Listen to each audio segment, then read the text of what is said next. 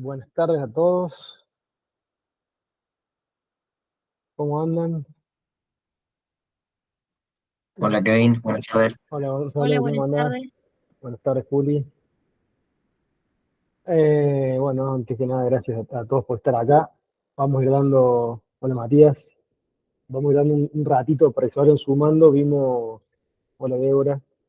Eh, Hay como 140 inscriptos, pero ahora somos 40 y vamos a ir despacito, así no se pierden tanta info los que se vayan sumando. Hola Leandro, Marcelo. Marcelo, ¿cómo estás? Amigo Marcelo, amigo de la casa. También cliente de rato. Está silenciado Marcelo, pero.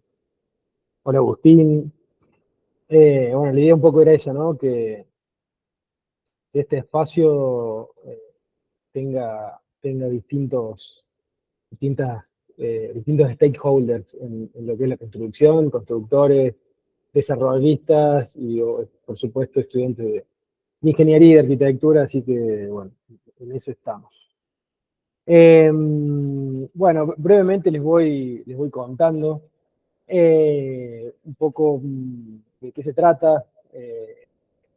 Estamos dentro de un ciclo que le llamamos construcción, sostenibilidad y tecnología, o lo que sería la sostenibilidad y la tecnología aplicada en la construcción, que es algo que está haciendo falta, una materia pendiente eh, hoy en día en todas las industrias, habido y por haber, ¿no es cierto? Eh, Mati, Jorget, te invito a que prendas la cámara, no sé si estás por ahí. Eh, y bueno, esta charla es una de varias que vamos a estar dando dentro de este marco, ¿no es cierto? Que llamamos Construcción, Sostenibilidad y Tecnología. Hola ¿Qué Mati, tal? ¿cómo va? ¿Cómo estamos? ¿Qué tal? Buenas Eh, tardes. Mati nos va a estar acompañando hoy. Él es fundador y gerente general de Tecnofundaciones, que es la empresa que nos acompaña hoy en esto de presentar esta forma de trabajo innovadora y que nos ayuda a cuidar el medio ambiente a partir de minimizar el consumo de materiales. Y bueno, también nos apoya muchísimo Espacio Ingeniería. Esto lo estamos haciendo como Recalcular, no como Espacio Ingeniería. Espacio Ingeniería fue la que trabajó en la parte numérica, que también vamos a tener un espacio que vamos a ver directamente en números para aprender de cada caso. Y bueno, darle las gracias también a los avales que tenemos, el Colegio de Ingenieros Civiles de Córdoba, que nos viene apoyando un montón, el Colegio de Ingenieros Civiles de Salta, el COPAIPA, que se sumaron eh, de manera desinteresada, que lo valoramos muchísimo. La Secretaría de la Comunidad Graduada de la Facultad de Ciencias Exactas, Físicas y Naturales de la UNC. Y bueno, hay varias otras empresas que se han querido sumar y que bueno, todavía no están acá. Pero esto que estamos viendo nos ayudaron mucho en lo que es la difusión.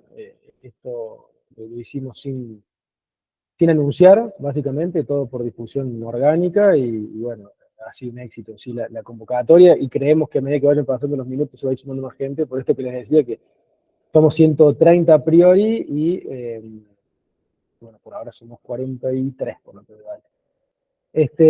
Bueno, para los que no me conocen, mi nombre es Kevin Kandrachov, yo fundé y dirijo Recalcular y Espacio Ingeniería.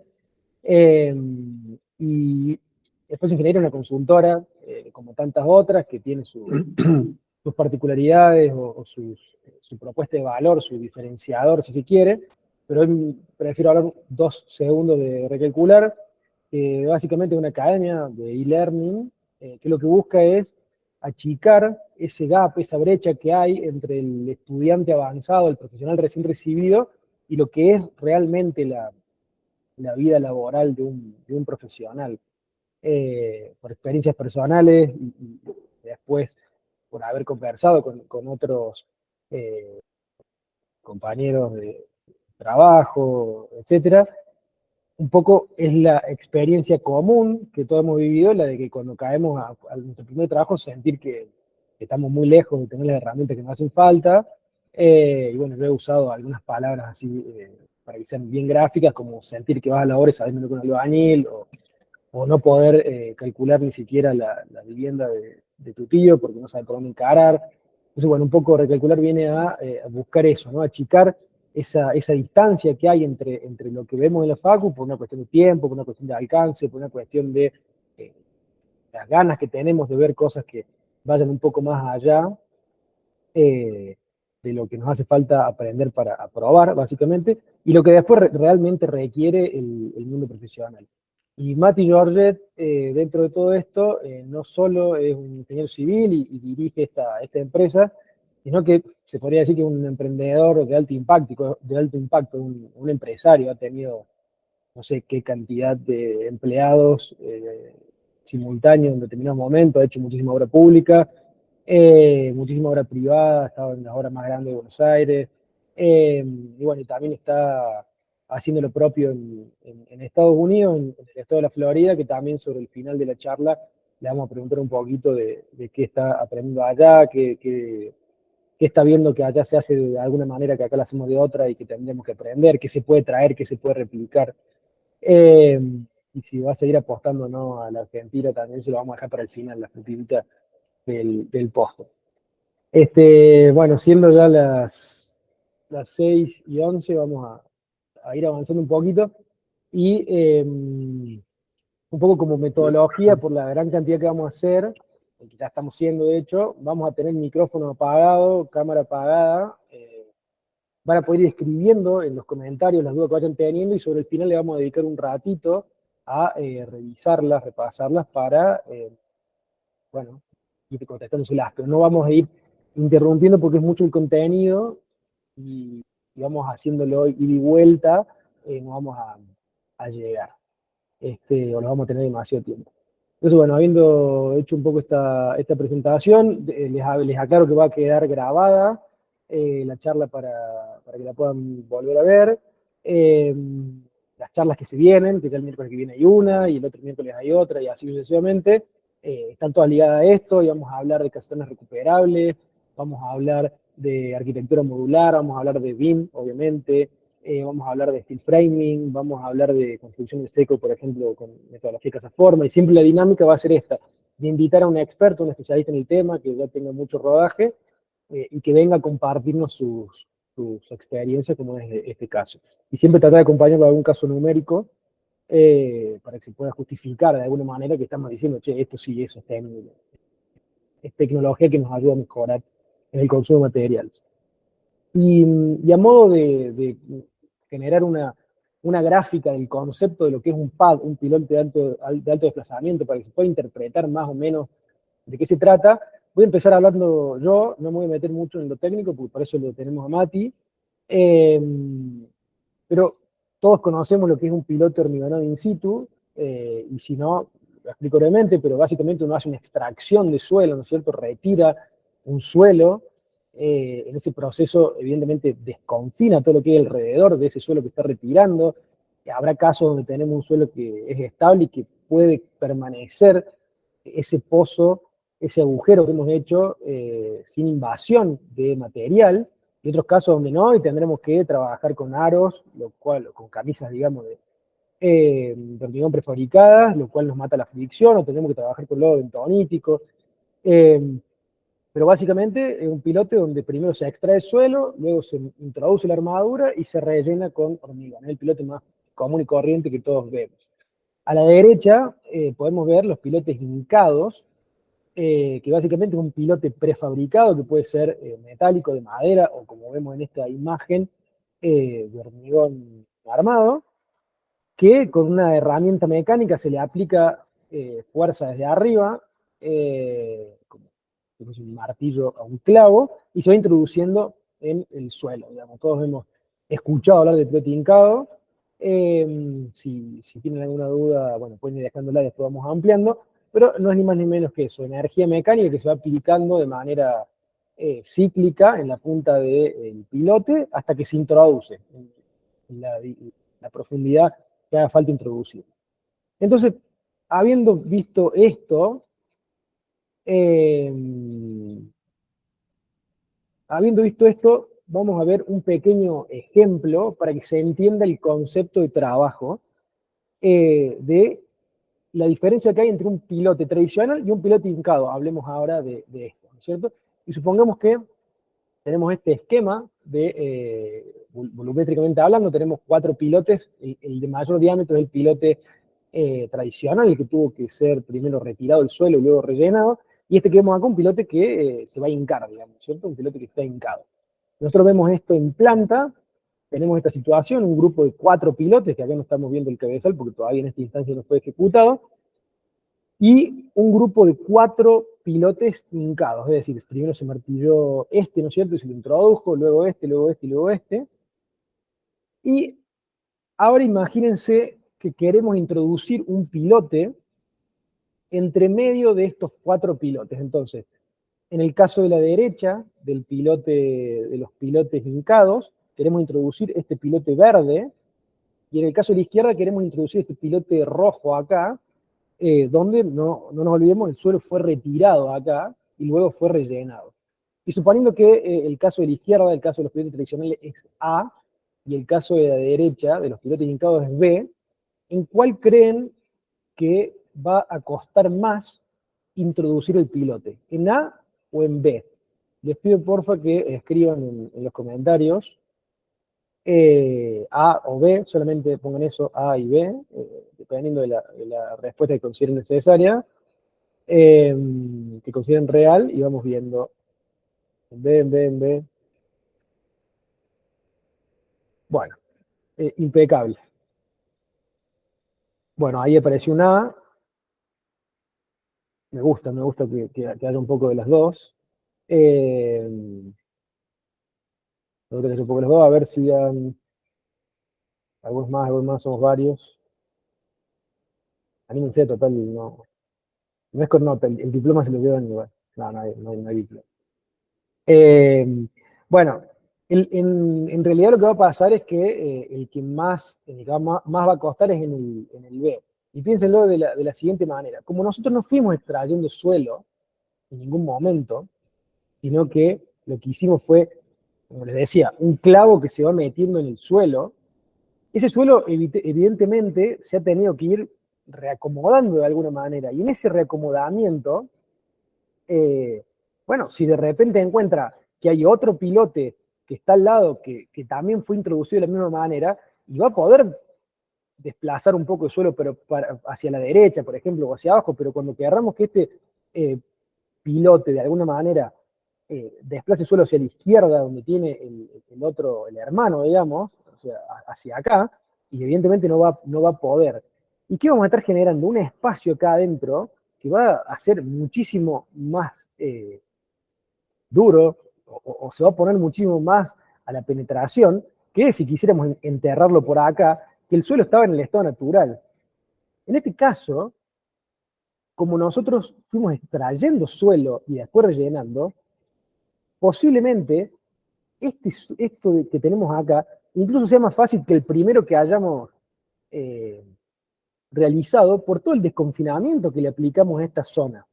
Entonces, esto de acá, este suelo que está acá adentro, evidentemente tiene muchísima mayor tensión o resistencia friccional, si se quiere, de fuste, que el primero que pusimos, que si pusiéramos uno ahora acá en este caso. Para que se entienda, un pad, que es un pilote de alto desplazamiento, no es ni más ni menos análogamente que un pilote hincado. Entonces, es muy interesante porque uno logra con una forma de ejecución distinta a la de tener que hincar, con lo que implica hincar, ¿no es cierto? Imagínense hincar, la energía que uno tiene que aplicar cuando uno hinca para que efectivamente entre este pilote en el suelo. Imagínense cómo repercute en las obras vecinas, entonces nos puede generar bastantes problemas hincar. Entonces, qué valioso lograr generar el mismo efecto en términos de resistencia eh, con un pilote de esta manera, equivalente al piloto hincado, pero sin generar todo esos problemas extra de repercutir en las obras vecinas. Esto es, de alguna manera, cómo funciona un piloto de alto desplazamiento por esto de desplazar el suelo. No me voy a detener en esto nuevamente porque Mati lo va a hacer él, Y bueno, repasar un poquito qué hace la industria de la construcción y el hormigón en particular en lo que es la liberación de gases de efecto invernadero a la atmósfera, ¿no es cierto? Eh, el hormigón, para que se den una idea, está tercero a nivel de los materiales que más eh, dióxido de carbono liberan. Después de otras dos industrias, se lleva el 8% de la contaminación total o de la liberación total eh, de estos gases. Imagínense que está detrás de lo que es el transporte y energía, creo. O sea, es muy grande lo que se lleva. Entonces, lograr reducir el consumo de hormigón, evidentemente, aporta muchísimo valor en términos de sostenibilidad. Y claro, el hormigón puntualmente es el material más empleado en construcción a nivel mundial, 1,6 billones de toneladas de cemento al año, y cada tonelada de cemento en su fabricación emite una tonelada de CO2 a la atmósfera. Una charla que se viene, que vamos a tratar de que sea el 14 de septiembre, va a tratar, entre otras cosas, de hormigón con bajo contenido de cemento. Evidentemente, acá está participando en la charla hoy quien va a acompañarnos ahí, Matías Baudino, ingeniero también, eh, que básicamente, obviamente, cómo logramos tener la misma resistencia si le estamos quitando eh, cemento, bueno, con algún aditivo, pero estamos cuidando el medio ambiente, digamos, y estamos logrando el mismo resultado. Entonces, muy interesante, esa charla también se viene dentro de este ciclo. Pero cada tonelada de cemento en su fabricación emite una tonelada de CO2 a la atmósfera. Y por último, y ya empezamos a dejarle espacio a que realmente sabe todo esto, mencionar lo que es el lodo bentonítico. Como nosotros ya vamos a ver, el piloto de alto desplazamiento de alguna manera introduce una herramienta mecánica y no la saca hasta que empiece a introducir de abajo hacia arriba el hormigón. Entonces, en ningún momento nos hace falta trabajar con lodo bentonítico si tenemos un suelo desmoronable, una napa freática, un nivel freático alto. El lodo bentonítico es altamente contaminante. Imagínense en contacto con una napa el desastre que hace a nivel contaminación. Esa napa después lleva agua hacia todos lados. Entonces, desde el punto de vista sostenible, no solo mejoramos en términos de consumo de materiales, hicimos foco en el hormigón solamente porque es el más contaminante, pero también vamos a ver que reducimos el consumo de acero, que también evidentemente libera gases de efecto invernadero, sino que también evitamos el uso del lodo bentónico. Y tiene otros factores, otros beneficios que tienen que ver más con la seguridad de la obra, con la practicidad, con los movimientos de suelo interno que se generan, etcétera, que ya los vamos a ir contando más adelante, pero yo quería hacer foco en esta primera parte de por qué esto es una medida sostenible. Tecnológica lo es, evidentemente, innovadora lo es, evidentemente. Faltaba, o quería hacer mucho hincapié en lo que era la sostenibilidad desde el primer momento. Entonces, bueno, habiendo dicho todo esto, quisiera darle lugar a Mati para que empiece a conversar, para hacerlo un poco más dinámico esto. El esquema que proponemos es más bien un ping-pong de preguntas y respuestas. Yo tengo las preguntas ya de alguna manera diseñadas, y bueno, se les voy a ir haciendo en vivo. No sé si hay algún comentario ya, si no, bueno, seguimos avanzando. Pero bueno, Mati, no sé si te querés presentar un poquito vos. Yo hice una breve descripción, pero mejor si te presentas vos. Bueno, buenas tardes a todos. Muchas gracias por la invitación, Kevin. Y bueno, es un placer poder estar acá y poder contarles y difundir un poco sobre nuevas tecnologías y lo que hace nuestra compañía. Me presento, mi nombre es Matías Orset, soy ingeniero civil, especialista en el área de fundaciones profundas y dirijo una compañía que se llama Tecnofundaciones. Operamos principalmente en Argentina, en todo el territorio nacional. Tenemos distintos tipos de tecnologías para fundar y para ejecutar pilotes, fundaciones, anclajes, muros colados. Y bueno, siempre tuve la pasión por innovar y ir un poco más adelante, no quedarme con lo que conocía o lo que nos dieron en la facultad. He viajado mucho por el mundo, he viajado mucho en ferias, he estado en muchos centros de construcción en el mundo y traté de traer tecnologías innovadoras a Argentina a través de nuestra compañía. Y bueno, eso es un poco lo que hacemos.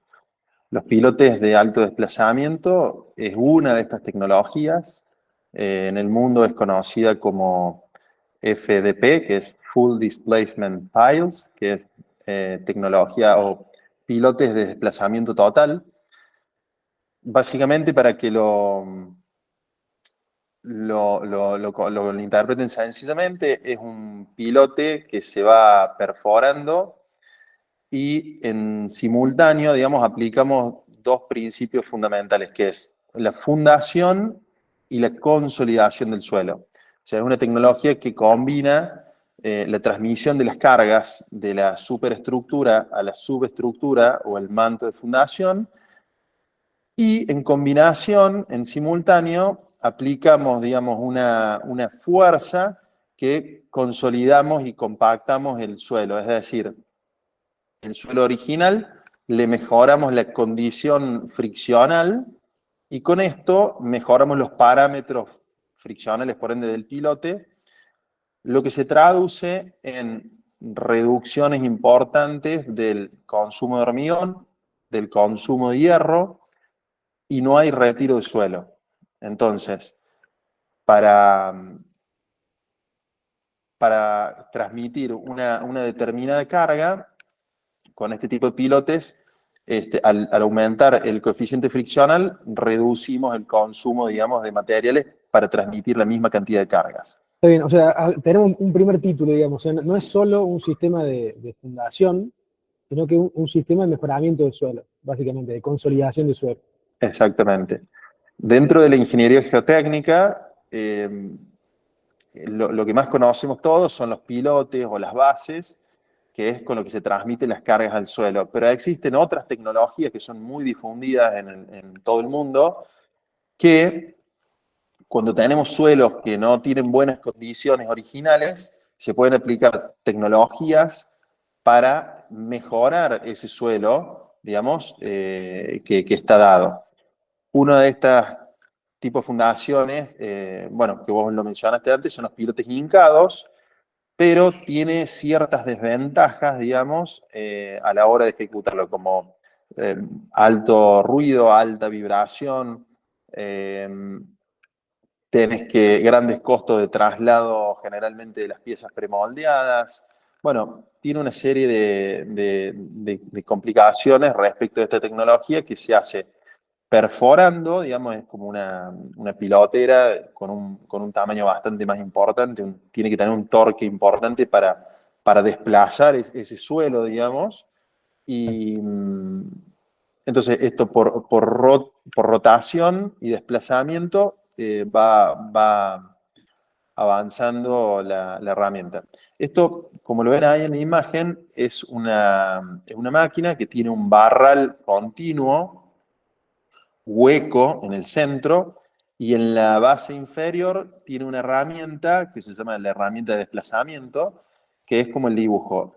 Es una mecha helicoidal que un poco más arriba, digamos, al metro 50 o a los 2 metros, tiene una superficie cilíndrica que lo que hace es el suelo, a medida que va subiendo y va subiendo hacia la superficie, este elemento lo va desplazando. Entonces, va desplazando lateralmente el suelo. No sé si hay dudas o quieren interrumpirme o quieren ir preguntando. Acá pongo, por ejemplo, el video, ¿no es cierto? Y tenemos este otro esquema, que por ahí es un poco más completo. No sé si querés Bueno, explicar un poco desde acá. para hacer una comparativa entre lo que son pilotes excavados tradicionalmente, por ejemplo, y el pilote de alto desplazamiento, el pilote excavado uno va excavando una porción de suelo, retira ese suelo, lo descarga al costado, nuevamente vuelve a introducir la herramienta, excava otro metro más, por ejemplo, retira la herramienta y descarga el suelo, y así simultáneamente hasta llegar a la profundidad deseada. En este caso es un barral único, Claro. continuo, con una herramienta en su extremo inferior, que se hace una perforación continua, digamos, en ningún momento extraemos la herramienta, o sea, empezamos, perforamos y llegamos al final de la Exacto. perforación. Llegamos hasta acá abajo del todo. Exactamente.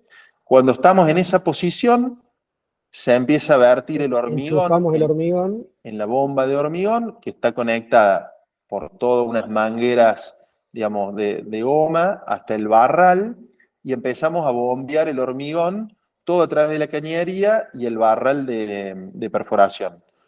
Una vez que ya tenemos suficiente cantidad de hormigón dentro de todo el barral, empezamos a girar y empezamos a levantar suavemente y a retirar suavemente la herramienta mientras vamos hormigonando en simultáneo. Entonces, mientras vamos retirando la herramienta hacia la superficie, en simultáneo vamos bombeando hormigón dentro de esta perforación, digamos, que en ningún momento la perforación queda vacía. O sea, o tenés la herramienta de perforación o tenés hormigón en el pozo, digamos, en la excavación. Evidentemente le gana al agua por densidad, por peso específico, nunca ingresa el agua en caso de tener un nivel freático. Si tenés napa freática presente, no vas a tener ningún tipo de problema, porque el agua jamás va a hacer contacto, digamos, con el hormigón, porque vas a tener el barral por donde va a viajar el hormigón, y empieza a salir desde la base, que eso se usa una tapa perdida metálica en la base, que queda en cada pilote, nosotros dejamos una punta perdida, y entonces mientras vamos levantando, va quedando el hormigón, digamos. Una vez que retiraste por completo la herramienta y el pozo está completamente lleno hasta arriba de hormigón, o sea, en el mismo acto que sacaste la herramienta, ya tenés el hormigón hasta arriba, hasta la superficie. Claro. Ahí se hace el izaje de la armadura y el descenso completo de la armadura dentro del hormigón fresco. Este punto... Claro, ahí un primer punto, porque veo que es esto que veíamos acá, ¿no es cierto? Llenamos hasta acá hormigón y luego introducimos la armadura. Exacto. Estamos hablando de qué longitud de armadura, me cuesta ver lo que es la armadura toda armada, completa, introduciéndose en ese hormigón tiene que ser especial, tiene que tener una viscosidad cierta, una granulometría, contanos. Bueno, este es un hormigón, digamos, particular, tiene que tener ciertas características para permitir que se corta un poquito, creo. ¿Ahí se escucha? Sí, volví a repetirlo el hormigón. Este hormigón tiene que tener ciertas características para que la armadura pueda entrar sin problemas en toda la profundidad del pilote o cierta longitud de armadura que indique el calculista, digamos, o el área de proyecto que hayamos diseñado de esta fundación. Este hormigón que nosotros utilizamos es un hormigón, para que todos se den una idea, es tipo un binder, que es un hormigón que se usa para llenar tabiques, que lleva una piedra, cantos redondeados, lleva no más de 12 milímetros, digamos, de la granulometría, es decir, una piedra muy chiquita. Diría que es una arena mucho más, una arena con canto grueso, digamos, ¿no? O sea, llega a ser un hormigón con una granulometría muy fina, un asentamiento que tiene que estar en el orden de 24 o 25 centímetros. Es decir, es un hormigón sumamente fluido, prácticamente líquido, y trabajamos con resistencias características del orden de los 250 a 300 kilos por centímetro cuadrado para este tipo de hormigón.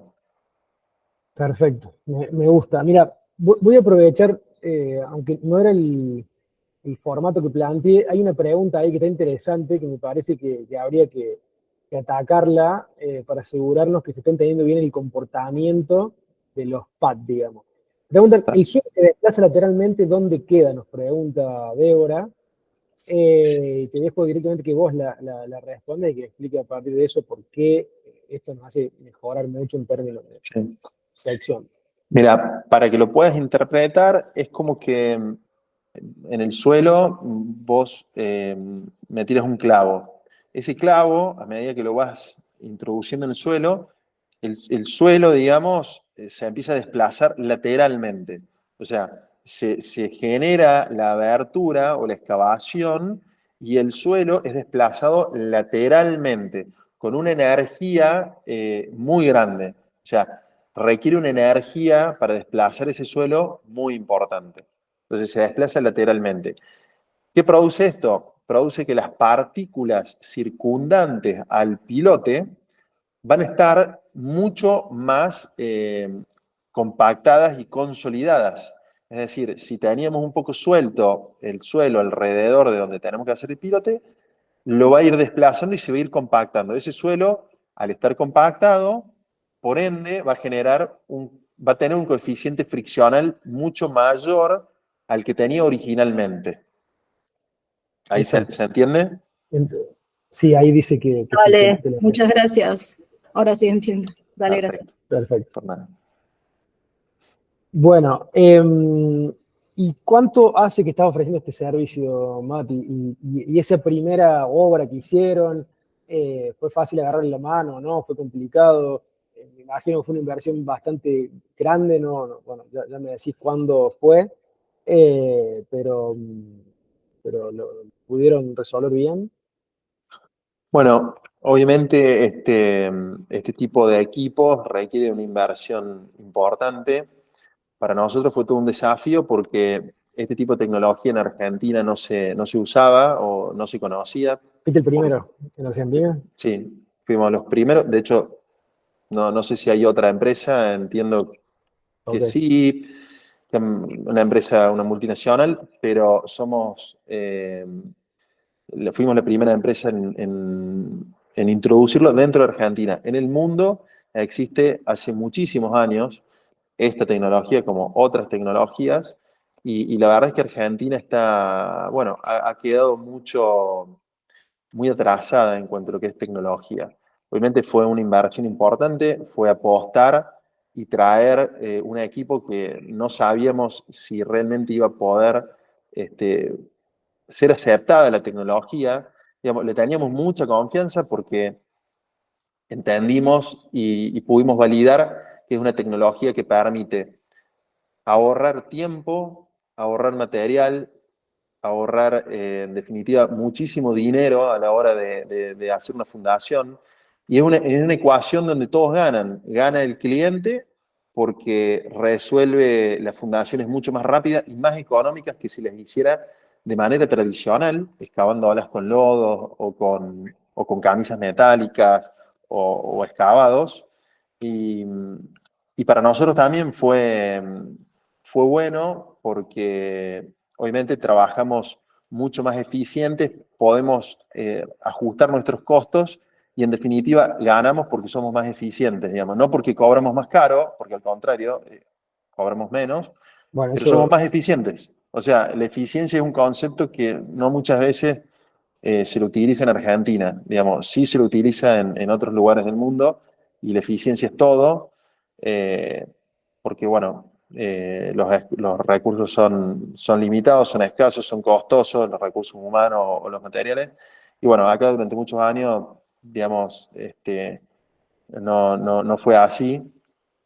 Y bueno, nos costó, obviamente no había bibliografía, no había documentación, no había ensayos, entonces bueno, fue invertir, desarrollar vías de reacción para poder ensayar, hacer ensayos y ensayos. Lo hicimos entrar, digamos, costó mucho, hace ya creo más de 5 años, pero bueno, hoy se habla, te podría decir, en muchos lugares del país de pilotes PAD o pilotes de alto desplazamiento, bueno, no, sí, por esto. difusión ya tuvo y bueno, y acá estamos ayudando un poco también a eso, ¿no? Que Pero bueno, de alguna manera se sepa que hay otras formas de hacer lo mismo y cuidando, a mí me gusta no dejar de mencionar nunca esto, ¿no? Cuidando el medio ambiente un poco más, que ya nos estamos dando mucho, nos está pasando factura. Y a modo de darles un poquito más de contexto a todos los que están acá, que desde ya muchísimas gracias por confiar en que este espacio iba a estar bueno para ustedes. Diámetro y longitud más frecuente y tipo de suelo ideal para un PAD. bueno, mira, en realidad los diámetros más comunes son diámetros chicos, por una cuestión, diámetros, cuando estamos hablando de diámetros chicos, hablamos de diámetros 25 centímetros de diámetro, 25, 30 centímetros de diámetro, y longitudes lo más común es entre 12 y 18 metros de profundidad. Lo que nosotros recomendamos y lo que aplicamos es que una obra tiene que tener un solo diámetro. No hay que ir cambiando los diámetros en las obras, simplemente hay que definir un diámetro con una longitud, que eso va a representar una determinada capacidad de carga.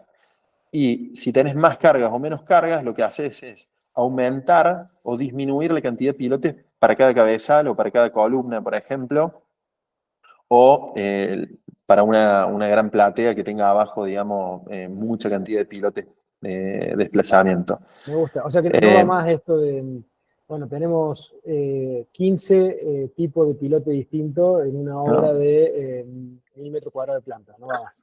Es ineficiencia total, digamos, no hay, y esto está bueno para difundirlo, y sobre todo los ingenieros y los calculistas, a veces nos encontramos con obras para otro tipo de pilotes, diámetro 40, 50, 60, Sí, 65, creo que no 70, está 75. pasando por lo menos en la industria nacional, no estaría sucediendo, y mucho menos con los tradicionales, ¿no es cierto?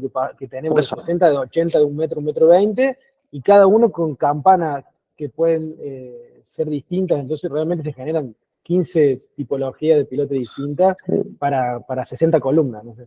Es una ineficiencia total, porque bueno, digamos, genera confusión en la obra. Sí, sí. Hay veces que bueno, che, tal pilote, el pilote es P6, pero tiene campana diámetro tanto, genera una confusión. En cambio, Y con un esto error de ese estilo te queda una columna mal fundada, ¿no es cierto? Exacto. O sea, Sí, que soporta menos de lo que le llega. exacto. Entonces, con esto vos lo que haces es optimizar, no tenés intercambio de herramientas, digamos,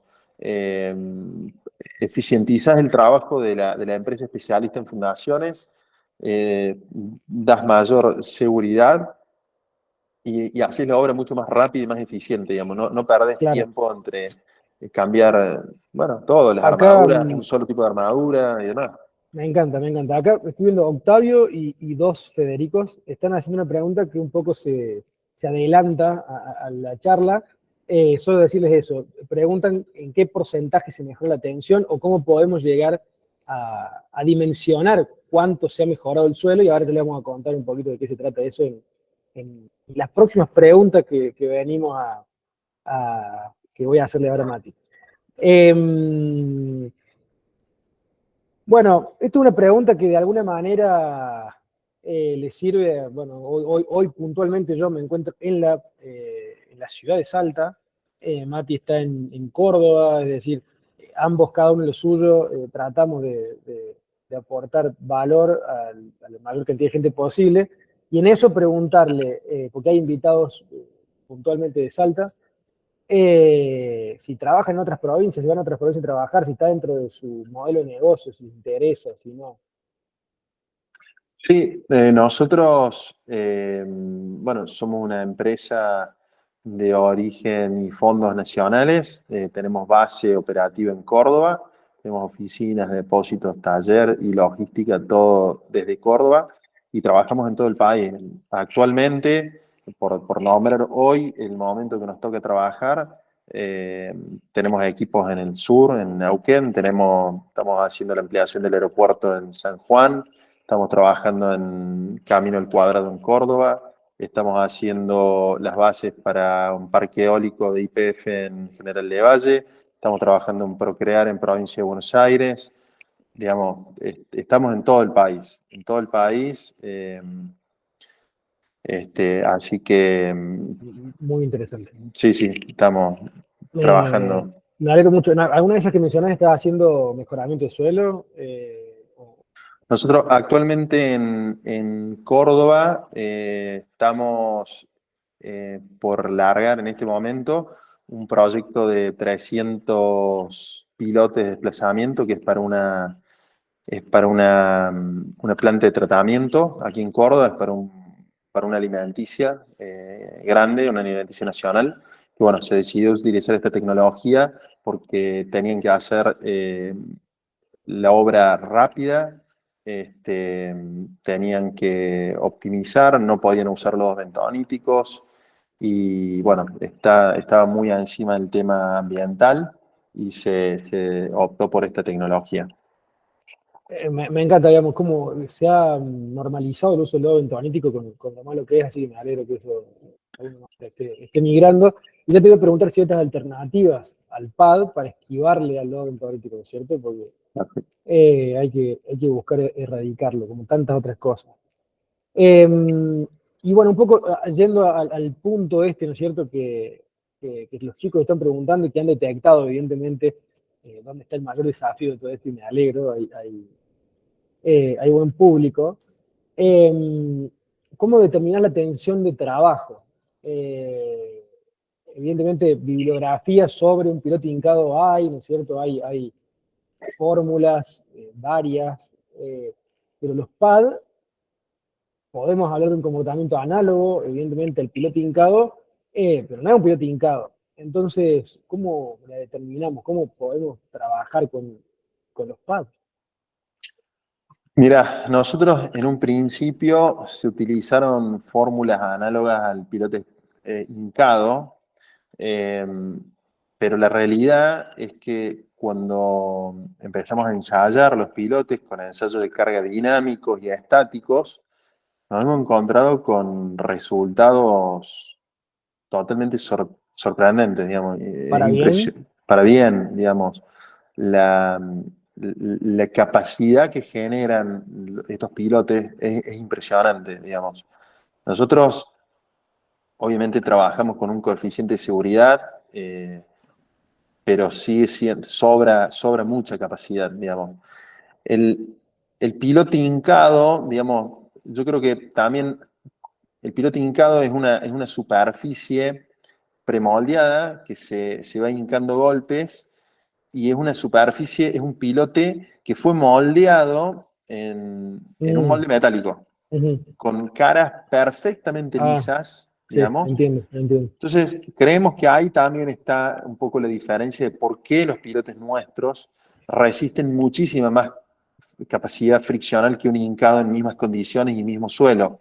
O sea, en resumen, lo que estás diciendo es que la tensión de trabajo o la capacidad del pilote, en mejores términos, la determinás con ensayos, por ahora. La hemos determinado siempre con ensayos. Por ejemplo, lo que hacemos es, en determinada obra, se proyecta determinada cantidad de pilotes y lo verificamos previo al inicio. Se hacen pilotes de ensayo, pilotes de prueba, se ensaya y se valida en el terreno la capacidad de carga, que puede ser ensayos estáticos o ensayos dinámicos. Que ¿Podés para explicar eso, brevemente la diferencia entre los dos?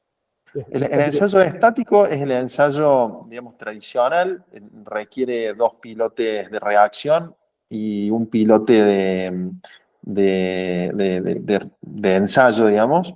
Ok, Se lo o sea, ensaya manualmente. en el medio tenés el piloto que va a ensayar, Exacto. hacia sus costados tenés a la derecha un piloto y a la derecha otro piloto, a la izquierda otro pilote. Exacto. Perfecto. Entonces se le da carga con un gato, con unos comparadores, que bueno, eso después te lo comento, puede ser tema de otra charla o Dale, de ensayo. incluso iba a ir aclarándoles que yo, para no hacer lío, si lo vamos a compartir en el Instagram de Tecno, en el Instagram de Espacio o el de Recalcular, directamente yo en mi Instagram personal voy a compartir esta información y voy a decir dónde la pueden ver. Así que para centralizar toda la info directamente en mi Instagram personal, voy a estar compartiendo este tipo de cosas y los datos de las nuevas charlas. Sí. Pero bueno, un poco yendo a lo que puntualmente preguntaban, es decir, ¿en qué porcentaje aumenta realmente el coeficiente friccional? Siendo totalmente conservadores, es un 300% más la capacidad friccional que aumenta mediante este sistema. Y estamos hablando de ser totalmente Es absurdo. conservador. Claro, y convengamos que estamos hablando de suelos muy malos, ¿no es cierto? Sí. Muchas veces. Sí, es decir, si vos tenés un coeficiente friccional de 0,2 kilos por centímetro cuadrado, lo vas a llevar a 0,6 kilos por centímetro cuadrado, digamos. Con condición de seguridad, con todo. Sí, sí, o sea, y sobrado. O sea, y con eso ya genera una ecuación económica infernal, digamos, No, es para... tremendo. Nosotros traemos un ejemplo numérico que ahora lo va a explicar ese, que yo lo voy a presentar, para que se entienda lo, lo grosso de este ahorro económico que, eh, obviamente, a través del ahorro de materiales, ¿no es cierto? Después ya si querés nos contás un poquito Vale. sobre el precio en sí de la mano de obra, o de la tecnología, de poder aplicarla, o cómo puede o no dar vuelta a la ecuación, pero eso ya nos contarás vos. Sin embargo, seguimos hablando de que el objetivo es la sostenibilidad, ¿no? No estamos haciéndole por ahora, como motor de este ciclo de charla, no estamos buscando que la obra le sea más barata al desarrollista, sinceramente, sino que estamos buscando meter tecnología y sostenibilidad en la construcción. ¿Cuántos no sé, metros lineales, o sea, cuántos pads ya has hecho, digamos? O sea, ¿cuántas unidades? O sea, más de No, 100.000, más de 1.000, más de 100, no, ¿algún número? la verdad es que A ver, no los llevamos contabilizados, sé que son muchos.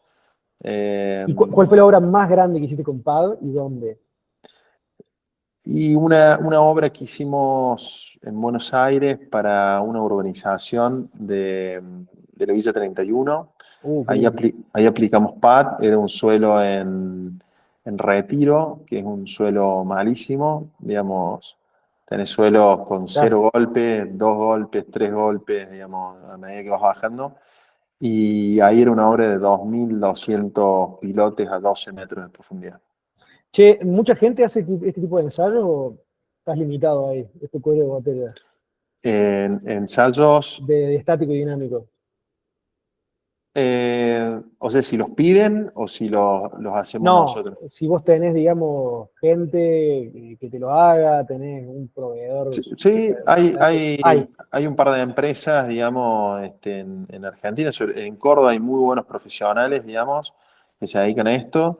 Nosotros como empresa que teníamos mucho interés en desarrollarlo, diseñamos y fabricamos nuestros propios marcos de ensayo, nuestras vigas de reacción, son estructuras, digamos, realmente pesadas, importantes. Contamos con gatos para ensayar hasta 100 toneladas. Entonces, digamos, todo eso se lo hemos ido facilitando a estas empresas que hacían ensayos, pero no tenían esta infraestructura. claro. Eh, ¿Sabes obviamente que ellos... se me vino a la cabeza una anécdota? No me acuerdo cuál era la obra, donde yo fui a ver un poco esto, creo que era un pocito. Y que a los padres estaban ensayando la continuidad, me acuerdo muchísimo, más allá de que están ensayando, ¿no es cierto? La capacidad de carga, ¿no es cierto?, del piloto, le están ensayando la continuidad. Y el ensayo de continuidad en un pad, evidentemente, va a dar muy bien porque eh, no hay forma de que se te meta, se te cuele suelo al pozo, ¿no es cierto? Pero a mí me daba gracia porque se lo estaban haciendo un pad que tiene una tecnología que ya de por sí no te permite el ingreso al suelo, o sea, es buscar que te dé bien el ensayo, pero no se lo hacían a los que habían sido hechos con métodos tradicionales, ¿no es cierto? Y acá a mí me viene la pregunta de cómo será, ¿no es cierto? O si hiciéramos una radiografía del hormigón de pilotes ejecutados en condiciones de napa freática alta, por ejemplo, o de suelos desmoronables por arenosos, realmente cómo será la continuidad de ese pilote.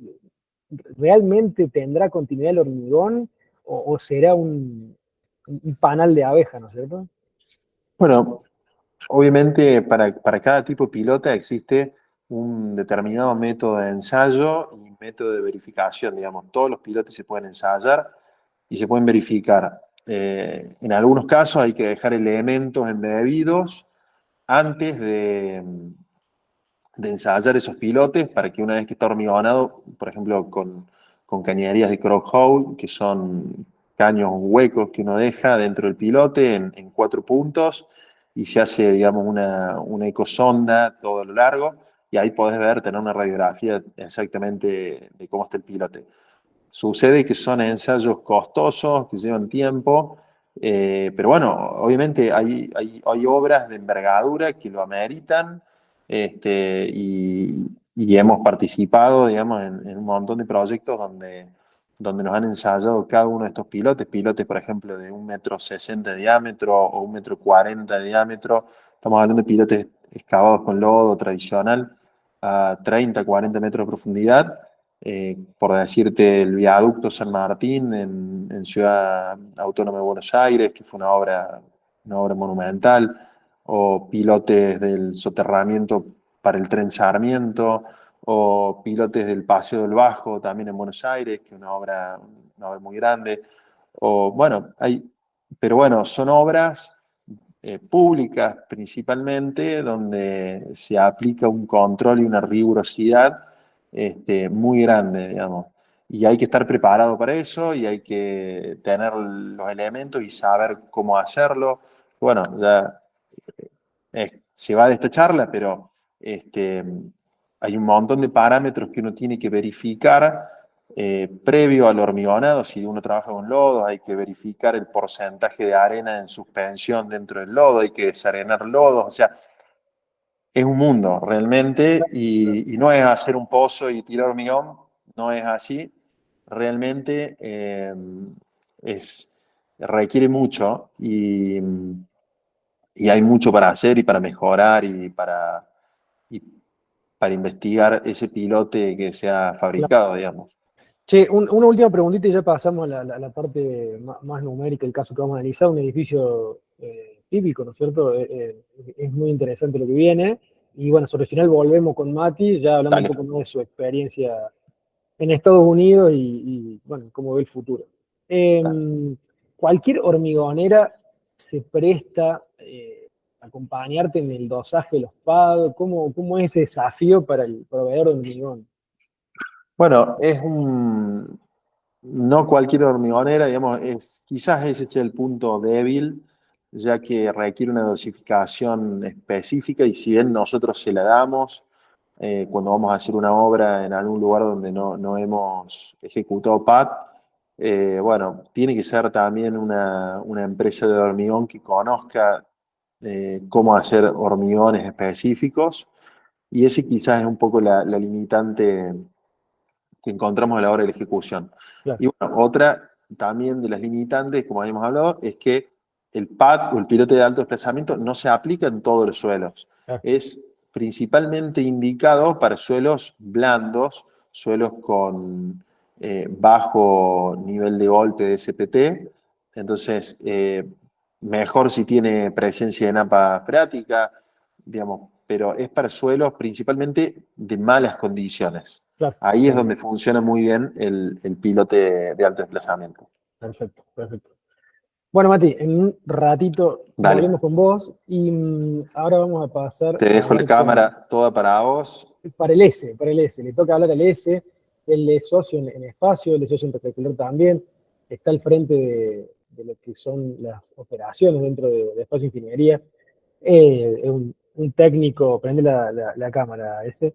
Es un gran técnico que, bueno, como en muchas empresas van pasando al área comercial de alguna manera porque hace falta tener mucho conocimiento técnico para poder convencer a un cliente nuevo, para proponer soluciones innovadoras. Bueno, él es ese.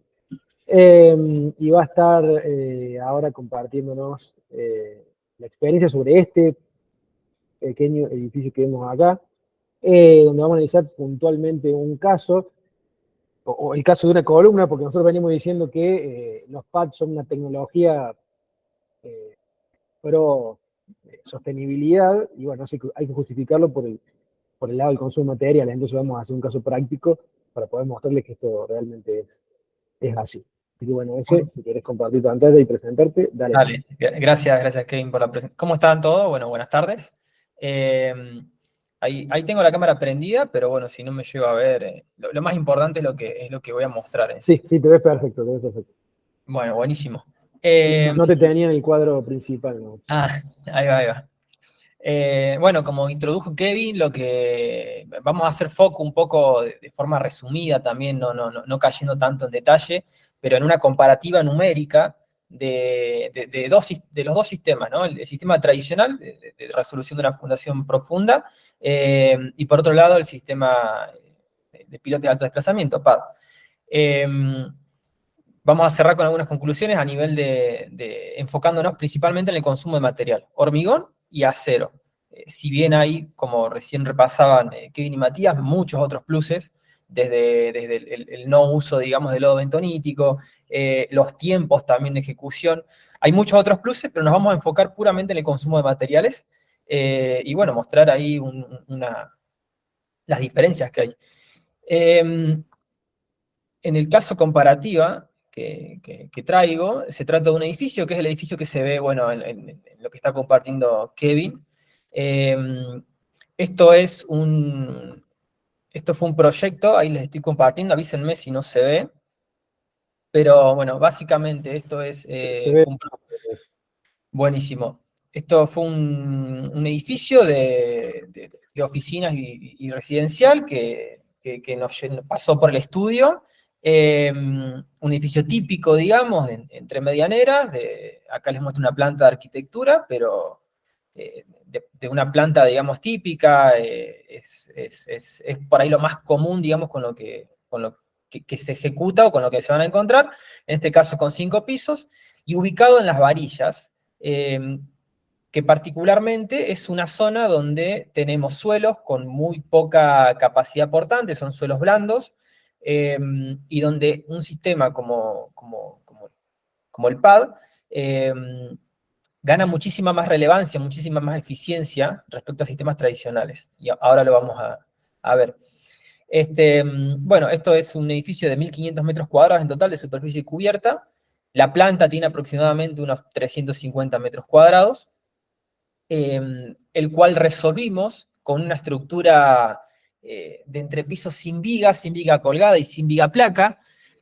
Este sistema constructivo, en el cual no voy a entrar tan al detalle porque no es el objetivo de este espacio, de esta clase, pero sí es un tema que vamos a traer seguramente en clases posteriores, porque es muy interesante también conocer este sistema constructivo que se puede aplicar incluso en zona sísmica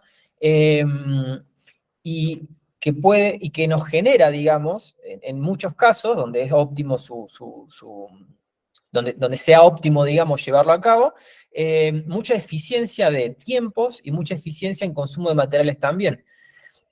En resumen, para intentar introducir un poco más lo que vamos a ver, es un sistema donde las losas o entrepisos se verifican principalmente frente a cargas gravitatorias y se justifica la acción sísmica o el comportamiento frente a las acciones sísmicas de la estructura a través de pórticos perimetrales y de los tabiques principalmente, ¿no? Entonces, obviamente depende mucho acá la masa total del edificio y la altura que tenga el edificio, las dimensiones de tabique y de estructura, digamos, para tomar el comportamiento sísmico que precisemos. Además, como dato no menor, para por lo menos que se queden con los puntos más importantes de este sistema estructural, el control de la unión entre pisos y columnas pasa a ser un tema muy importante, porque ya no tenemos la redundancia estructural que uno tiene al tener vigas, ¿no? Que es un elemento constructivo típico que todos conocemos y que es de relativamente fácil comprensión, digamos, y lo más habitual que se encuentra en obra. En este caso, digamos, el control de esfuerzos como punzonados y cortes, localmente en la zona de nudos, entre la unión, digamos, entre columna y entrepiso, se hace macizando, se hace con controles de punzonado a través de estribos y bueno, algunas particularidades. Sobre esto, vuelvo a repetir, vamos a caer mucho más en detalle seguramente en clases posteriores, y también es un tema que abordamos mucho en nuestro curso de edificios, que bueno, tiene inicio ahora en septiembre, el 19 de septiembre. Así que bueno, quien esté interesado, es algo técnicamente sobre lo que explayamos mucho más. Avanzando un poco más para hacer esta comparativa, Y resumiendo, o tomando, digamos, lo que recién mencioné de entrepisos sin viga, básicamente vamos a tomar entonces una columna y vamos a hacer una comparativa frente a cargas gravitatorias. ¿Por qué? Porque las acciones debidas a los esfuerzos debidos a acciones sísmicas ya están conceptualmente resueltos y verificados a través de la tabiquería de hormigón y de los pórticos perimetrales. Entonces, en este caso nos vamos a enfocar en una columna central, la columna C18, que es la columna que se ve al frente de la estructura, es una de las columnas más solicitadas porque es una de las que mayor área de aporte del entrepiso tiene, ¿no? Entonces, las cargas y sobrecargas que utilizamos en este caso cuando hicimos el análisis de la estructura son las que se pueden ver en nuestro reglamento, SIGSOC 101.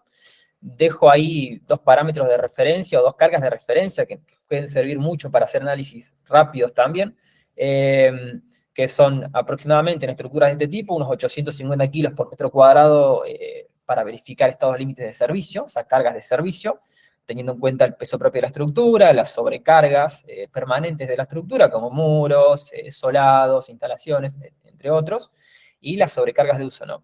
Y una carga de referencia también de los 1100 a 1200 kilos por metro cuadrado es una referencia para verificaciones a rotura. En este caso, nosotros nos vamos a enfocar en las cargas de servicio, porque las fundaciones se verifican, o los parámetros, mejor dicho, de suelo, ya tienen factores de seguridad, por ende, el contraste siempre tiene que ser con las cargas de servicio, ¿no? Eso como mención para que no se nos pase ese tema. Si tomamos esta columna y hacemos, digamos, un número muy rápido con estas cargas de referencia, o bien mucho más preciso, y como es en este caso, realizamos un modelo numérico y extraemos las cargas de un modelo numérico, que siempre va a tener, digamos, un análisis mucho más exacto, ¿no? que podamos hacer a mano. Bueno, obtuvimos 98 toneladas de carga de servicio que tenemos que transmitir a través de las fundaciones, ¿no? Arranquemos en primera instancia con el cálculo de las fundaciones para un sistema de pilotes tradicionales. Como les comenté, esto está ubicado, digamos, en un suelo con poca capacidad portante. Esto un poco se ve en, bueno, lo que les muestro traje es en sí los parámetros de cálculo para fundaciones.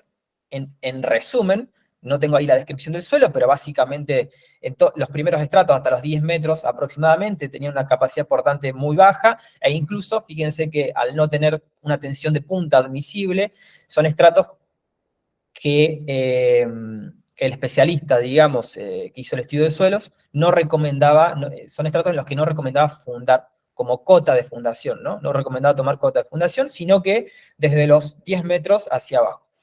Fíjense ahora, también de la gráfica, se puede observar que la tensión admisible de punta es muy, muy baja en los primeros metros, de los 9 a los 18 metros, y pasa a tener un enorme salto, digamos, y mayor aprovechamiento por debajo de los 18 metros. Y además, las tensiones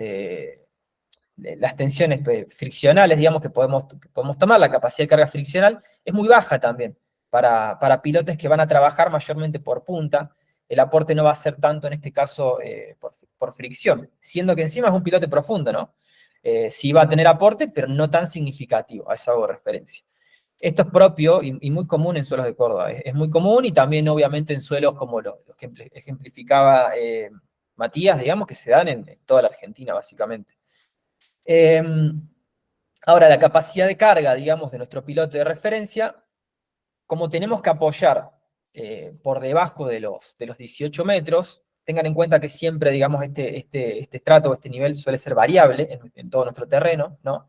El estudio de suelo nos va a hacer sondeos en algunas zonas, pero siempre puede variar. Entonces, vamos a partir diseñando un pilote que se introduzca ampliamente, digamos, por debajo de los menos 18 metros, para poder tomar, digamos, una capacidad de carga por punta de 55 toneladas por metro cuadrado. Entonces, en resumen, proponemos pozos o pilotes, digamos, a menos 20 metros. Para el cálculo de los pilotes, yo acá tengo una captura en sí de una de las herramientas que nosotros brindamos en el curso de edificios y en los cursos de cálculo estructural de Recalcular, que bueno, nos permite, digamos, obtener muy rápidamente un diseño de fundaciones profundas sin tener que estar iterando tanto, ¿no? Porque ustedes deberían proponer un diámetro, con el diámetro saca una resistencia friccional, una resistencia por punta, hay que restar la carga, digamos, de fundaciones para finalmente tener una capacidad de carga total, que es lo que vemos en la última columna en el cuadro de abajo, ¿no? Ahora, si esa propuesta de diámetro no fue suficiente, tengo que volver a hacer el ejercicio inverso digamos, con otros diámetros. En este caso se proponen 3 pilotes sin campana, o sea, diámetro de pilote y diámetro inferior de la campana el mismo, de 60, 70 y 80 centímetros. Fíjense que la capacidad total de carga de un pilote es de 44 toneladas, 52 toneladas, 59 toneladas, ¿no? No varía tanto por el aumento de diámetro. La experiencia por ahí en proyectos similares y antecedentes ya de entrada un poco nos dictó que hacer pozos o pilotes de mayor diámetro no es tan eficiente, no nos sería tan eficiente en este caso, por todo el volumen que moveríamos, digamos, de material en sí, y ya dentro de los pilotes tradicionales pasa a ser ineficiente. Entonces, en este caso, adoptamos, digamos, el pilote de 70 centímetros de diámetro a menos 20 metros, y para poder tomar las 98 toneladas que teníamos de servicio, ¿no? Necesitamos resolverlo con 2 pilotes, o sea, utilizar un cabezal y separar estos pilotes entre sí de 2,5 a 3 veces. ¿Por qué? Porque si no, la eficiencia del grupo de pilotes no se reduce, digamos. Si tiene pilotes demasiado cerca, en términos de diámetros, uno interfiere en otro al momento de transferir las cargas, y por ende hay que reducir la eficiencia del grupo de pilotes. Entonces, bueno, para evitar eso y poder usar la máxima capacidad, o sea, la capacidad del pilote solo, los separamos a esa distancia. Nos queda una resolución para este caso en particular, como la que muestro, como la que comparto acá en la imagen, ¿no? Ahora vayamos al caso de calcular con un pilote de alto desplazamiento, ¿no? Vamos a repasar 3 formas de cálculo. Un cálculo tradicional, como el que acabamos de hacer, una aproximación mediante fórmulas para pilotes hincados, y por otro lado, una estimación mediante ensayos. Y de todo esto vamos a sacar algunas conclusiones. En todos los casos vamos a evaluar el pilote típico, como comentaba Mati, que casi siempre va de longitudes 12 a 18 metros y diámetros 25 centímetros o 30. En este caso adoptamos 25 centímetros de diámetro y 15 metros de longitud máxima, ¿no? Si nosotros hacemos, utilizando la misma tabla que les mencioné antes, hacemos el mismo cálculo tradicional para 15 metros de longitud, teniendo en cuenta que los primeros 4 metros de estrato no tienen aporte friccional, aunque en este caso hay un confinamiento, fíjense que obtenemos valores muy bajos. Pero nosotros acá estamos ignorando todo lo que acaban de exponer Kevin y Matías sobre el aprovechamiento de la capacidad, digamos, del suelo y de la mejora de la capacidad del suelo en toda la zona, digamos, periférica, digamos, al pilote, ¿no? Por la acción de haber desplazado tierra y haber comprimido o haber confinado toda esta zona, ¿no? Ignorando todo eso, nos quedan pilotes que no tendrían mucha capacidad de carga. O sea, estamos hablando de fundaciones con mucha densidad de pozos. Entonces, hagamos una aproximación mediante fórmulas para pilotes hincados. En este caso, utilizando la ecuación de Meyerhoff, yo se las expongo acá, no voy a caer al detalle, pero básicamente en esta ecuación se parte de lo que se obtiene de los ensayos de penetración estándar, digamos, ensayo SPT, del estudio de suelos, se parte de esos valores, se los corrige y se obtiene, digamos, una carga por fuste por cada metro de nuestro pilote, Luego se puede obtener una media, que en este caso nos da de 2.9 toneladas por metro cuadrado, como fricción de media, digamos, del pilote completo, ¿no? Ahora, si a esto le sumamos ignorar los primeros metros, como son los primeros 2 o 3 metros, digamos, o 4 de nuestro pilote, y tener en cuenta también restar el peso propio, obviamente, del pad, nos da una capacidad total por pilote de 26 toneladas aproximadamente, ¿no?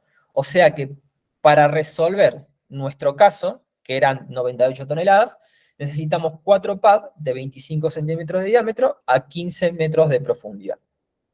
Sería una solución similar a la que muestro en esta imagen. Ahora, antes de adentrarnos en una comparativa numérica del por las dudas que se esté haciendo lío, esto no es lo definitivo, ¿no es cierto? Esto que está mostrando ese es el equivalente a haberlo hecho con las fórmulas que nos provee el piloto hincado, ¿no es cierto? La bibliografía de piloto hincado. No es lo que se usa. Simplemente es a modo de ejemplo para que ustedes tengan nociones de lo que esto sería si fuesen pilotes hincados. Exactamente, no es finalmente el máximo aprovechamiento que se le puede sacar a un pilote de alto desplazamiento, que ahora lo vamos a ver un poco adentrándonos en temas de ensayos, pero sí puede ser una aproximación, y ya vamos a ver al final, digamos, de lo que les presento, comparando numéricamente el cómputo de materiales de este diseño frente al diseño anterior, sin haber llegado a la instancia de hacer ensayos, ya se logra, digamos, un aprovechamiento significativo en consumo de materiales. Ahora, si además nos adentramos un poco más en los ensayos, en este caso yo traigo algunas imágenes y capturas de lo que sería un ensayo dinámico. Esto fue un ensayo que se hizo en otra obra, no en esta, pero podemos sumar cualquier cantidad de ensayos y siempre se obtiene lo mismo, lo que mencionaba Mati, como mínima, 3 veces más capacidad de aprovechamiento como mínima. Y acá algo interesante que voy a traer como conclusión, ya van a ver, tiene que ver con verdaderamente cuál es la capacidad máxima, digamos, de estos pads y cuál es su limitante. Bueno, antes de pasar a eso, hago una mención muy rápida de un ensayo dinámico. Básicamente se usa un martillo de carga con cierta carga, digamos, y es una acción dinámica que se aplica con el martillo en la cabeza, digamos, del pilote, ya hormigonado. Se extrae, digamos, registros de aceleraciones en el pilote de estas, o sea, las respuestas que tiene a esta aplicación de carga. Con esto se hace una curva de movilidad del pilote, se ajusta mediante un modelo numérico, son temas obviamente mucho más amplios, ¿no? Pero lo que nos interesa acá es que todo nos sirve para determinar una curva de carga de formación, que es finalmente esta gráfica que les traigo, ¿no? Esto es una curva de carga de formación para los pilotes que se ensayaron en este caso, que eran pilotes de diámetro 25 y tenían 11 metros de profundidad incluso. Luego de llegar a esta curva y utilizando esta fórmula como criterio de asentamiento, en esta fórmula básicamente que se utiliza mucho para definir una capacidad última de un pilote, una fundación profunda, básicamente se define la capacidad última como aquella que ocurre cuando el asentamiento cuando se llega a un asentamiento que se da por esta expresión. Entonces nosotros, limitando ese asentamiento, podemos sacar cuál es la capacidad máxima, digamos, de nuestro pilote. Con la gráfica, utilizando obviamente la gráfica que determinamos antes por el ensayo dinámico. Perdón, en resumen, digamos, me gusta meter algunas aclaraciones. Está bien. Digamos, se considera que un pilote falla no porque se rompe, sino porque se hunde. Cuando se hunde, es decir, que se desplaza, evidentemente la obra deja de estar en servicio, ¿no es cierto? O sea, si se nos hunde un edificio, por más que el edificio quede intacto, esa obra posiblemente no sirva más porque nos quedó un subsuelo, una planta baja en medio metro abajo, o porque se nos generaron asentamientos diferenciales que generan esfuerzos increíbles en la estructura del edificio. Entonces no se pueden admitir, o no se pueden aceptar asentamientos muy, muy grandes. Entonces es el concepto que usa este criterio para definir cuánto resiste un pilote. Exactamente, Kevin. Y así, incluso los parámetros, digamos, de cálculo de fundaciones que van a obtener o que les va a brindar un estudio de suelo, también, digamos, están ligados a asentamientos. O sea, el diseño de fundaciones es un tema de asentamientos y no de cargas en sí o no de rotura, digamos. Es un tema de asentamientos. En este caso, si nosotros limitamos, o como se hizo en el ensayo, se tomó un asentamiento admisible para esta estructura de 5,7 milímetros, y la carga de rotura del pilote ensayado nos resultaría, por correlación, igual a 275 toneladas. Una locura. Estábamos hablando de que cada pilote, con una aproximación por fórmulas para pilotes hincados, tenía una carga, digamos, admisible máxima de 26 toneladas, y ahora nos estamos yendo a 275 toneladas. Ahora, hay algo acá no menor, porque esto es una correlación, digamos, entre ensayos y fórmulas. Contrastar esto con la capacidad máxima a rotura, digamos, del pilote, ¿no? Esto es algo que no podemos ignorar. Les traigo acá, digamos, un diagrama de interacción, que es un diagrama de interacción momento y normal, digamos, de un pilote, de este pilote, de 25 centímetros de diámetro, con una cuantía cercana al 1%, que son 5 o 6 barras del 10. Fíjense cómo la máxima capacidad de carga que puede tomar este pilote a rotura, o sea, por estados límite último, es de 80 toneladas. O sea que el límite, como conclusión, no lo determina la capacidad máxima del suelo y el asentamiento que se va a generar en el pad, sino que el límite lo termina dando el pilote a rotura, digamos, la verificación del pilote a rotura.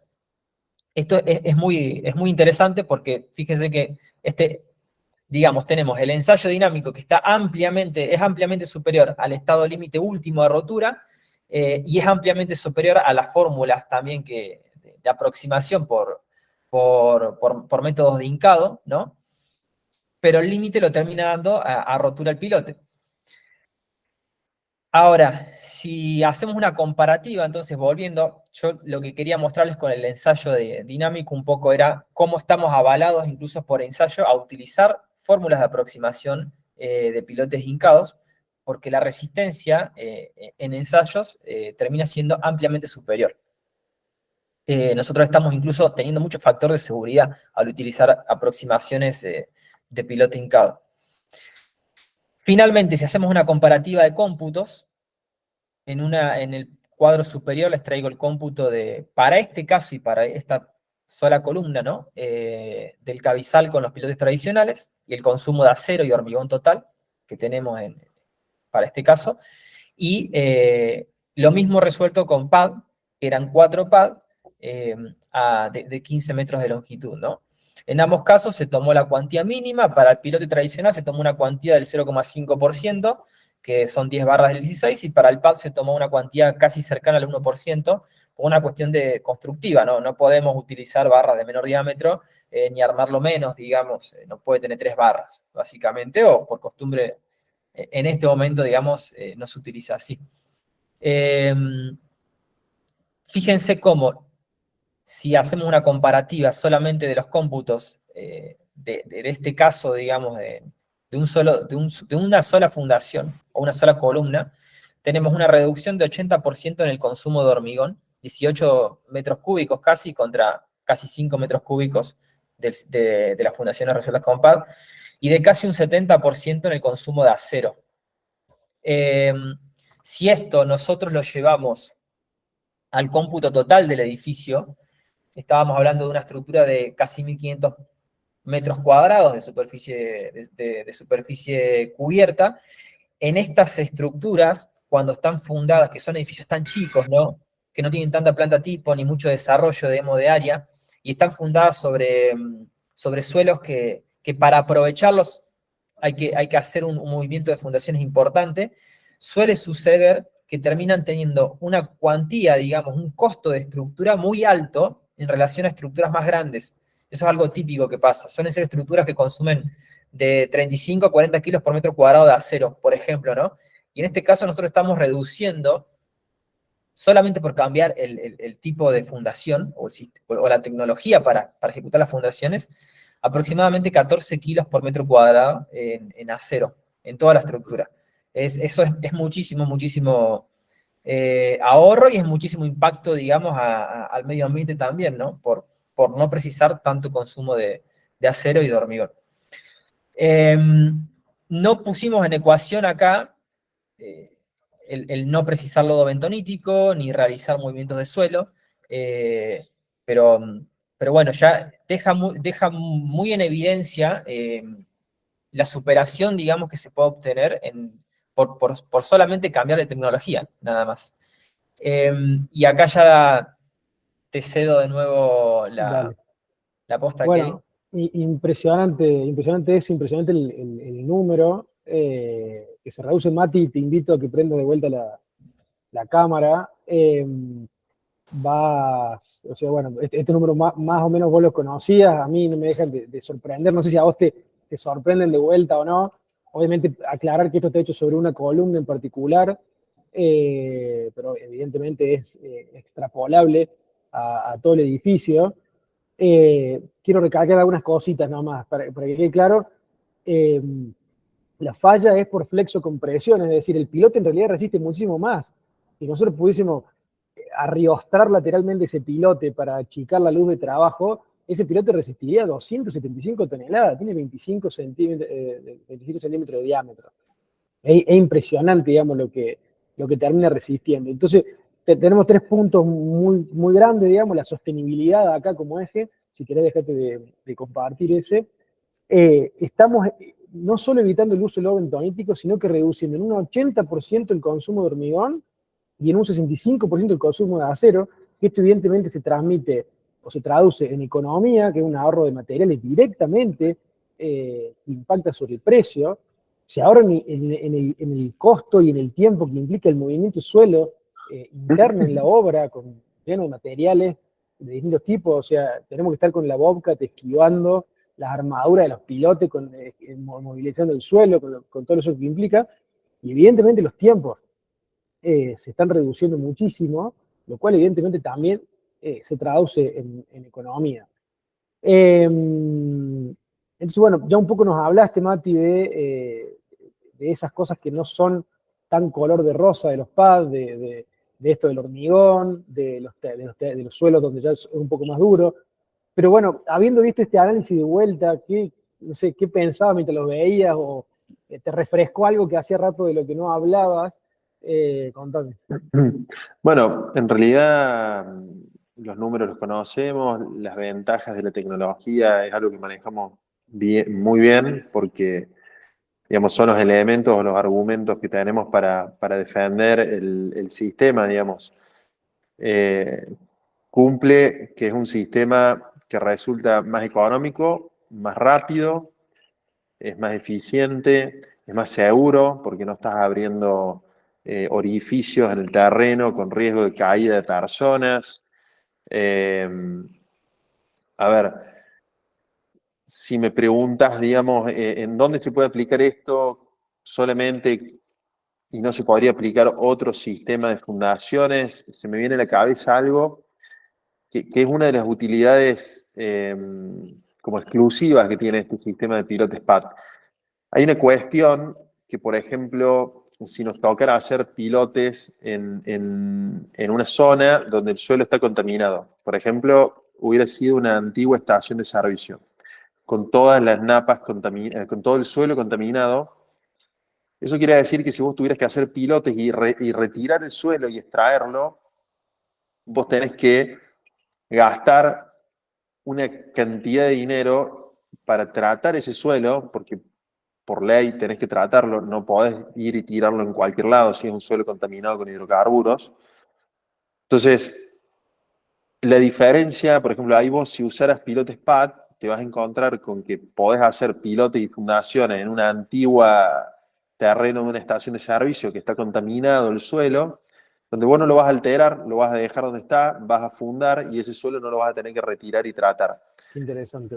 Es muy interesante en ese caso, o zonas donde ha estado contaminado por distintos factores, que ese suelo no se puede trasladar o no se puede llevar a otro lugar, y pasa mucho en lugares donde han sido depósitos o suelos contaminados y vos querés construir algo encima.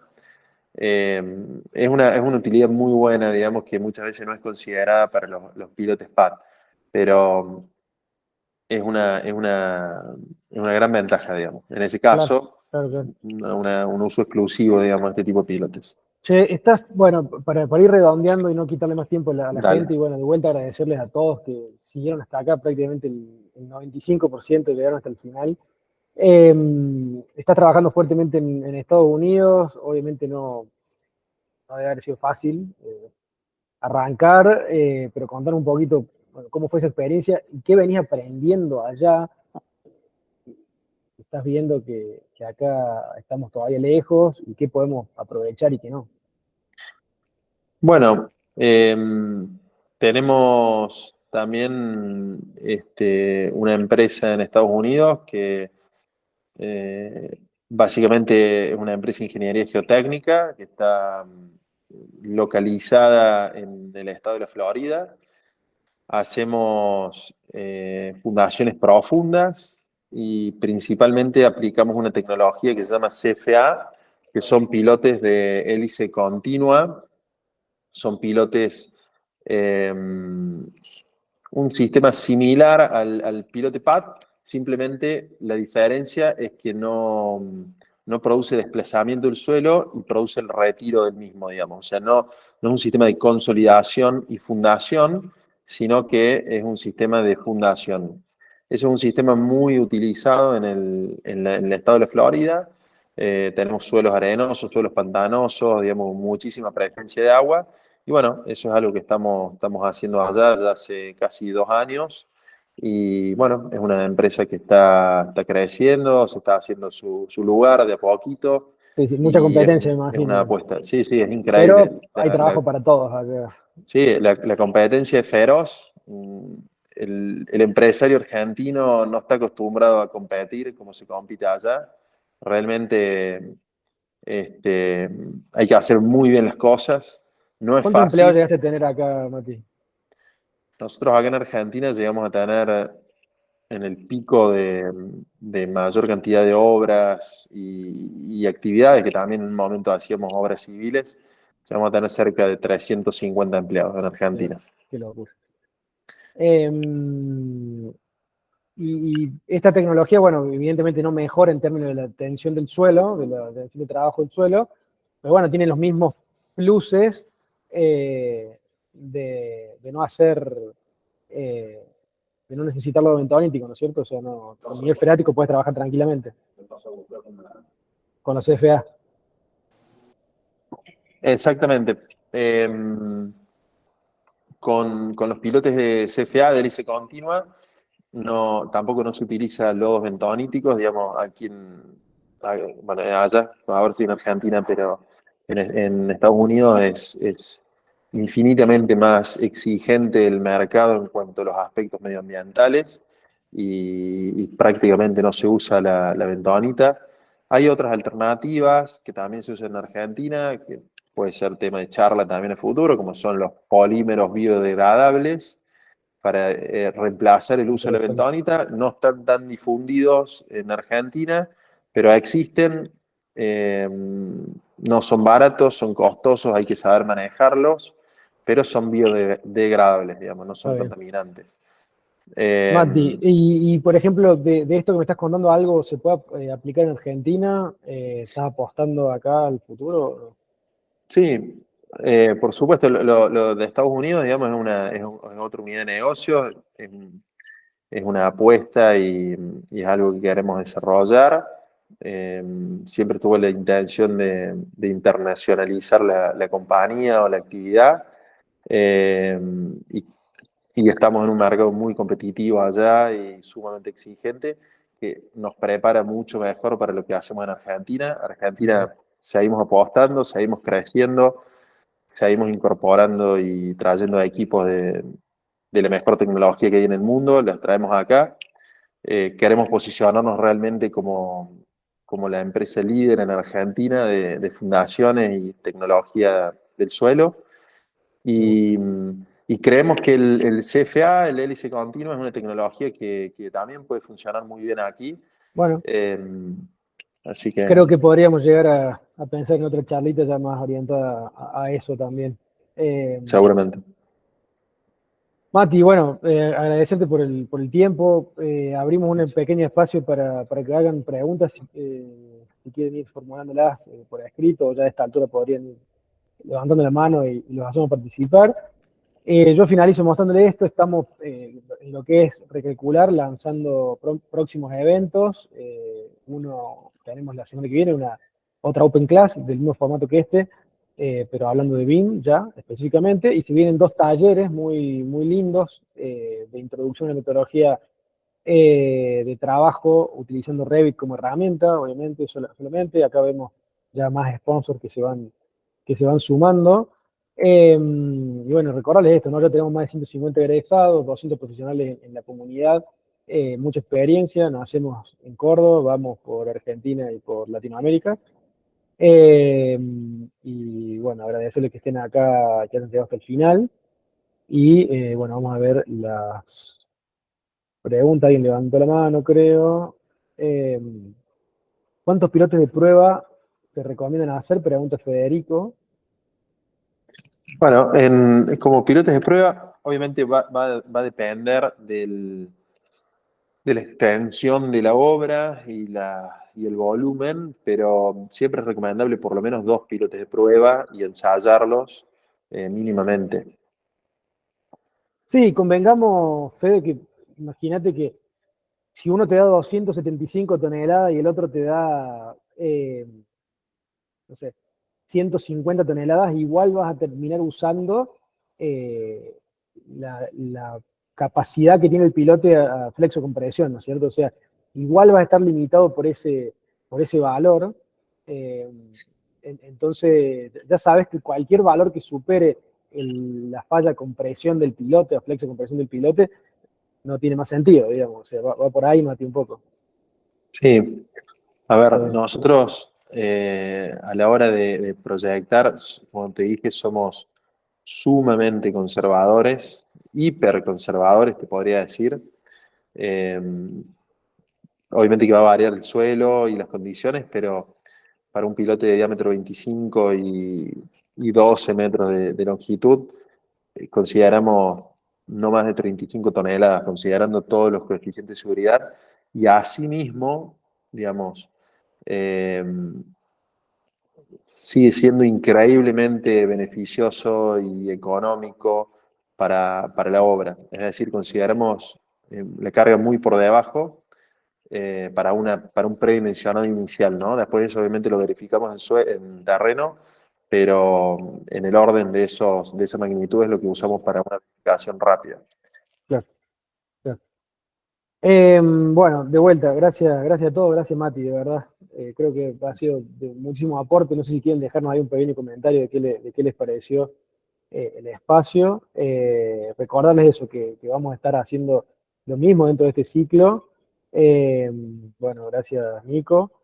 Y siempre ligado a esto, ¿no? La sostenibilidad y la tecnología aplicada en la construcción, buscando achicar esa brecha que hay entre los estudiantes y los profesionales recién recibidos y el mundo profesional real, ¿no es cierto? El mundo laboral.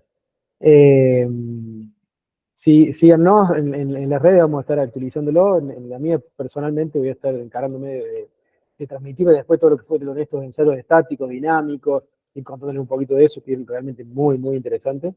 Incluso podemos llegar a invitar a Antonio Prato, en alguna charlita. Puede sumar bastante también. Gente con mucha, mucha experiencia de la más variada, no solo en el rubro del desarrollismo, sino en los puentes, empresas, internacional, vuelo internacional. todos son muy generosos con sus conocimientos y los vamos a ir interesando a todos. Bueno,